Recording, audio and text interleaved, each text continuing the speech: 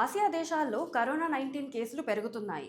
అయితే భారత్‌లో పరిస్థితులు అదుపులో ఉన్నాయని అధికారులు చెబుతున్నారు. సింగపూర్‌లో 2025 ఏప్రిల్ 27 నుంచి మే 3 మధ్య 14,200 కొత్త కేసులు నమోదైనట్లు ఆ దేశ ఆరోగ్య శాఖ తెలిపింది. అంతకు ముందు వారంలో 11,100 కేసులు నమోదయ్యాయి. చైనాలోనూ కొన్ని నెలలుగా కరోనా కేసులు పెరుగుతున్నాయి.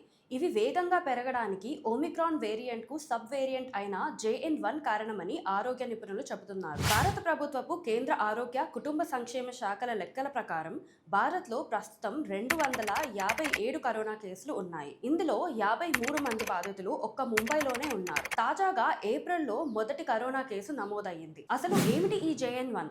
సింగపూర్లోని నమోదైన కేసుల నుంచి సేకరించిన శాంపిల్స్లోని జీనోమ్ను పరీక్షించిన తర్వాత ఇందులో ఎక్కువ శాతం JN.1 వేరియంట్ ఉన్నట్లు ఎకనామిక్స్ టైమ్ కథనం వెల్లడించింది. అయితే JN.1 వేరియంట్ పూర్తిగా కొత్తది కాదు. ఇది కోవిడ్ సెకండ్ వేవ్ లో ప్రపంచమంతా విస్తరించిన ఒమిక్రాన్ కు సబ్ వేరియంట్. ఈ వైరస్ యొక్క లక్షణాలు ఎలా ఉంటాయో చూద్దాం. కరోనా వైరస్ కు చెందిన JN.1 వేరియంట్ లక్షణాలు ఒమిక్రాన్ మాదిరిగానే ఉంటాయి. ఈ వైరస్ సోకిన వారిలో గొంతు నొప్పి, అలసట, దగ్గు, తలనొప్పి వంటి లక్షణాలు కనిపిస్తున్నాయి. ఈ లక్షణాలు కూడా వ్యాధి సోకిన వారి ఆరోగ్యం, వ్యాధి నిరోధక శక్తిపై ఆధారపడి బయటపడుతున్నాయి. JN.1 సోకిన వారిలో కనిపిస్తున్న రెండు ప్రధాన లక్షణాలు డయేరియా, తలనొప్పి. సింగపూర్, హాంకాంగ్ వంటి దేశాల్లో కేసులు పెరుగుతూ ఉండడంతో భారత్లో సోమవారం director general of health services నాయకత్వంలో ఉన్నత స్థాయి సమావేశం జరిగినట్లు PTI వార్తా సంస్థ తెలిపింది. కరోనా కేసులు పెరుగుతున్న నేపథ్యంలో అప్రమత్తమైన కేంద్రం అందరూ జాగ్రత్తలు వహించాలని, బహిరంగ ప్రదేశాల్లో మాస్కులు ధరించాలని హెచ్చరించింది.